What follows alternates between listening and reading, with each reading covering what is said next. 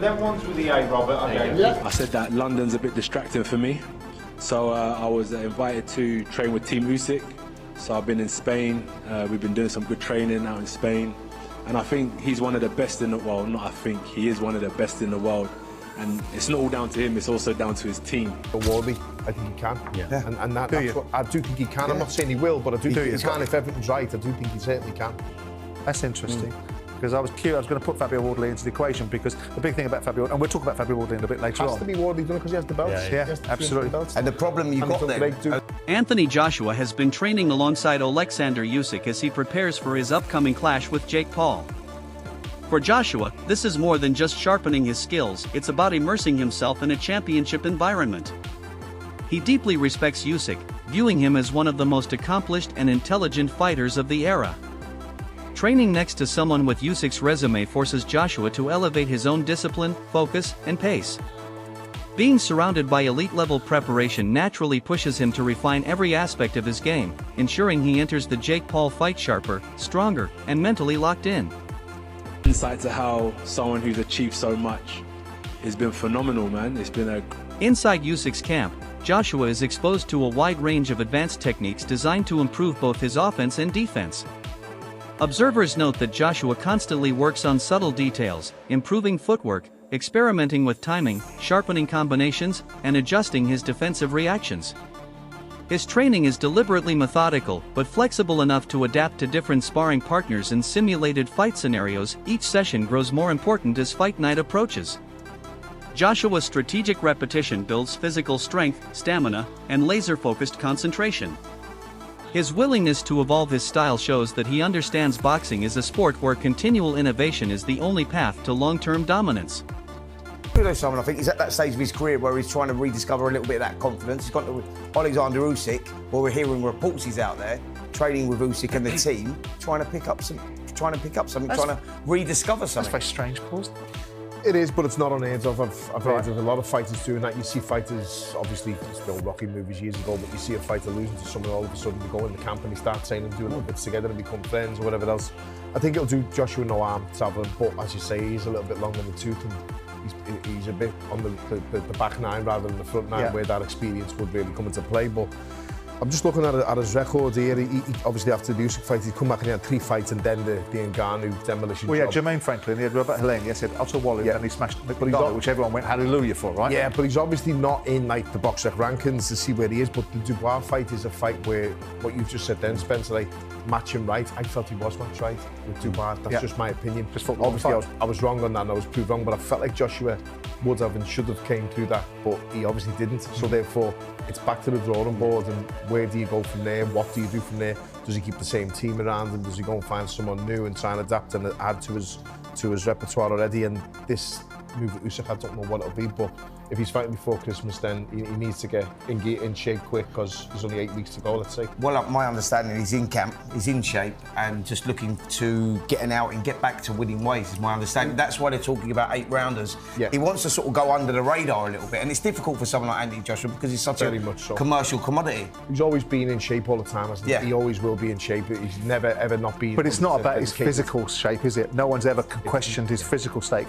Zach, when I was talking about Anthony Joshua, and I know that the president of his fan club is here in Spencer, but I talked about the PTSD issue post various fights, whether it be the Oleksandr Usyk or the Daniel Dubois situation. But prior to Daniel Dubois, I always maintained that I felt that despite the performance against Jermaine Franklin, despite the performance against Robert Helenius, which had been blasted out by Deontay Wilder, and we've seen what Deontay Wilder... Analyst True Geordie highlights that Joshua's time in Usyk's camp isn't only about Jake Paul, it's about planning the future. With Tyson Fury still a potential opponent, Joshua knows that learning from Usyk, who has fought Fury twice, is invaluable. Usyk's unique movement, strategic adjustments, and ability to handle Fury's size give Joshua rare insights into the heavyweight landscape. By watching Usyk train, studying his routines, and absorbing his mindset, Joshua is gaining knowledge that will shape future game plans. This camp is essentially a masterclass in elite boxing strategy. While the Jake Paul fight is the immediate target, Joshua's preparation is layered, building skills for the present and intelligence for the upcoming chapter of his career. Training with Usyk's team reinforces Joshua's identity as a disciplined, forward-thinking athlete committed to constant growth. is fighting. Okay, so but let's talk about what this means for AJ. He's going to team Usyk. I think personally that is with one eye on the Fury fight.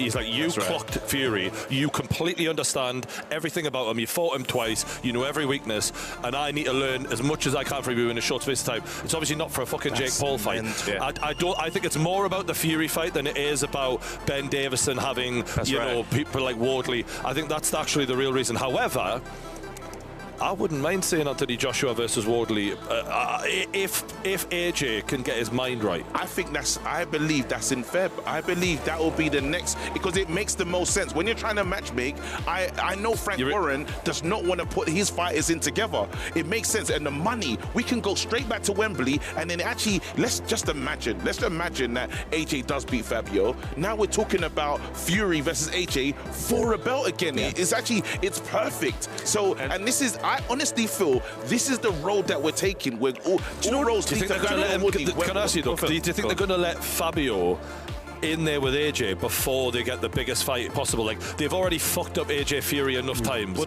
that's a big risk, right? Well, the thing is, there's no safe route to a big fight anymore. Do you know what I'm saying? And the fact is, Fabio Wardley will be absolutely down for that fight because that's the biggest payday. That motherfucker's game as fuck. Yeah, but it's like, even just on the note of AJ with, the 5th trainer of his career so far, I think he's just disconnected from the idea that I'm going to have a trainer that me and him, and we're buddies and we're tight and we're in the pocket together. I think he's done with that. It's almost like modern basketball teams where they're not loyal to their teams anymore. They trade and they bounce around. The best situation, they just take it. I think he's looking at it like, I'll do a bit of time with you, bit of time with you. We don't need to be best friends and pretend like we've got this father-son relationship. Piss off, bro. He's Teach sponging, me what you want. Sponging, and I'm he's sponging as much as he can up from each individual trainer. As boxers, Promoter Eddie Hearn has openly talked about the immense stakes of the Joshua versus Jake Paul fight.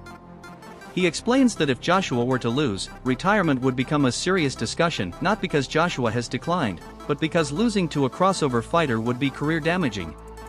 Despite this, Hearn maintains full trust in Joshua's professionalism. He emphasizes that Joshua never treats boxing casually. Every camp, every drill, every detail is approached with the seriousness of a world champion. Working with Usyk's team in Spain, Joshua is polishing his technique, strengthening his stamina, and tightening his defense. Hearn also cautions that even a small lapse in focus can be costly. That is why Joshua approaches this fight with full respect despite the unusual circumstances. The combination of strategic intelligence, physical preparation, and mental sharpness shows Joshua's maturity. He understands the weight of this fight and prepares accordingly. Record saying that you and AJ must retire if Jake Paul wins on December 19th. Stand by that? Yeah, I do. I mean, I suppose so. Shit, yeah. Look, I don't see a world where Jake Paul wins this fight. I know that boxing's boxing. I mean, what was it? Roy Jones came out this morning and said Jake Paul can win this fight. Teddy Atlas as well. Teddy Atlas? Mm-hmm. Okay. All right, now I'm a bit worried. I won't retire. AJ should retire if he loses, no. Sorry. No, I see AJ winning this fight with ease, comprehensively, destructively, violently, and I don't see a world where Jake Paul is competitive in the fight, let alone win the fight. But luckily, AJ's not preparing in a way that he just thinks it's a joke. He's preparing for Jake Paul like he's a world title contender. Yes, it's been a little bit of a shorter camp. Yes, we've got to make weight this time around, but it doesn't matter. We should just slide through this guy and bash him up and beat him up, and we should do it early doors. Just lastly, you said as well that you told Nikisa that he was weighing 290 when you were negotiating. What impact did that have? Did you feel like they would have gone even lower if they knew he was weighing 265? No, I mean, I don't think that when you're negotiating on a weight, there's not one promoter in the world that would tell the truth about what the weight of the fighter was, and Nikisa knows that anyway. So it wasn't like we were being clever, but they wanted him to come to 240. And it's just, don't forget, AJ's never made weight before.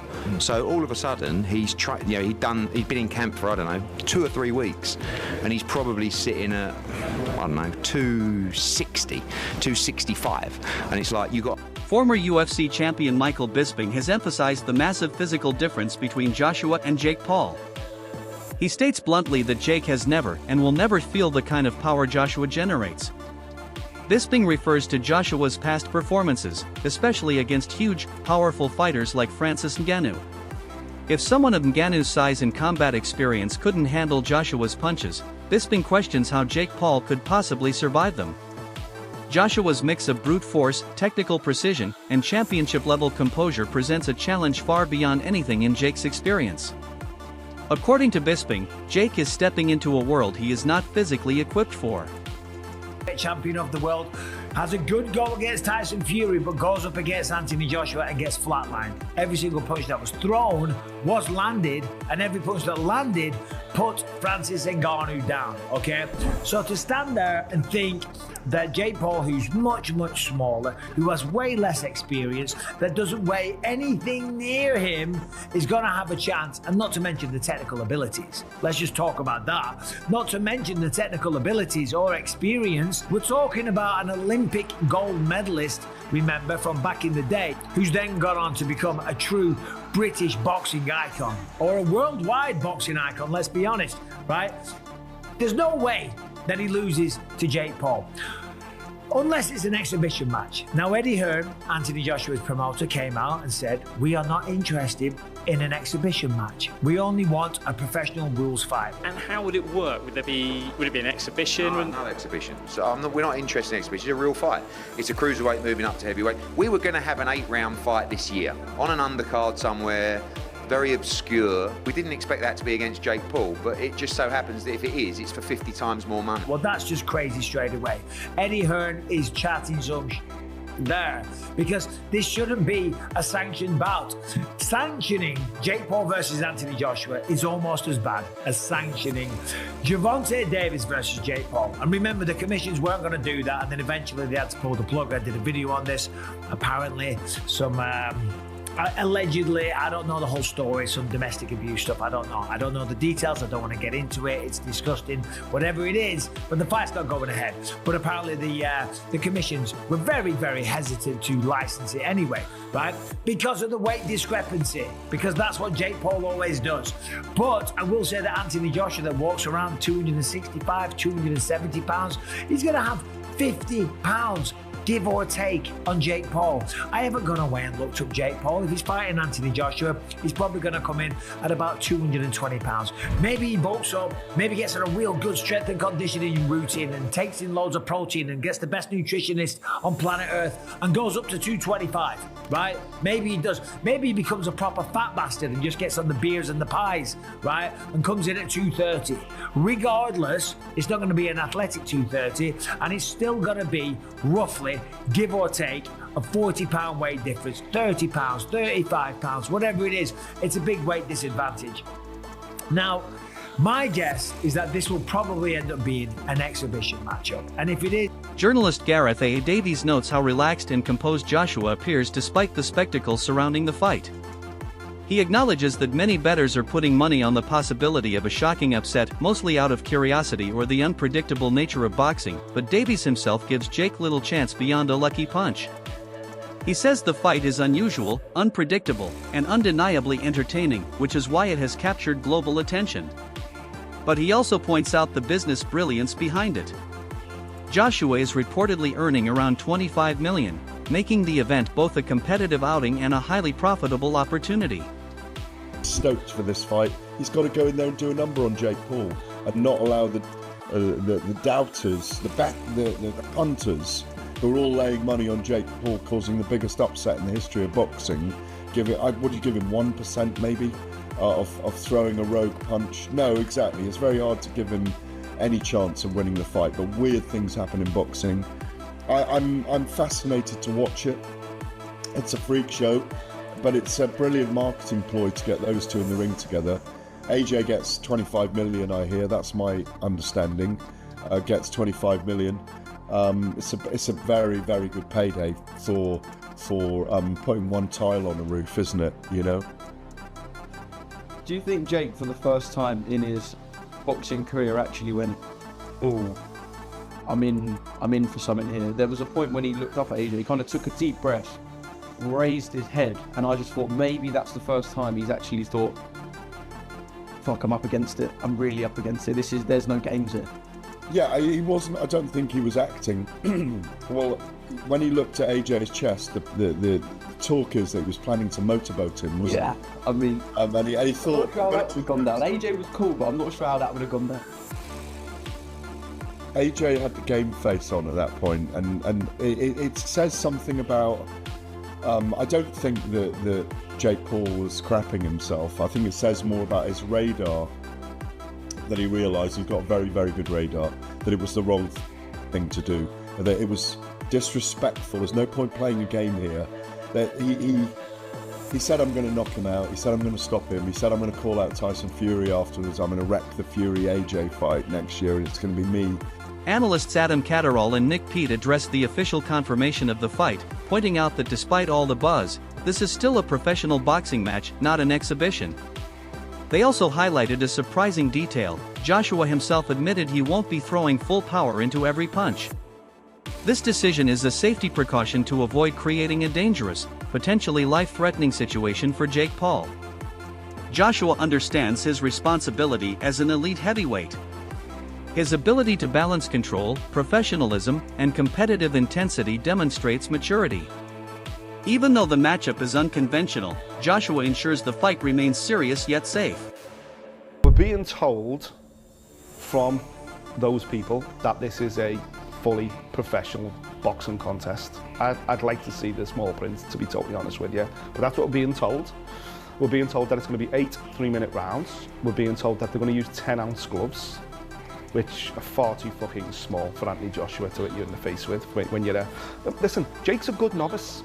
Jake's a good novice. Oh, yeah. And if he wanted to have a legitimate career in boxing, then he would climb the domestic rankings in America, and he might even make top 50. He might make top 50 if you pick him right, great. But if you put him in with meritocracy and put him in rankings and actually make him fight the number 49 guy in America, or try and climb up, he's going to get found out because he's a nutter novice. Now I speak from experience here. I did an exhibition bout with Shane Neary, a former world champion, and I was fucking 2 or 3 stone bigger than him. I was 5 inches bigger than him, very similar to AJ and Jake Paul. And I was a novice. I'd boxed, sparred and moved around my whole life, but I'd never been in a competitive fight. And we did it for charity, and we did 3 rounds, and at the end of it, I realised, and I knew it going in, that Shane Neary controlled pretty much every second of those 3 minutes. Pretty much every second he controlled.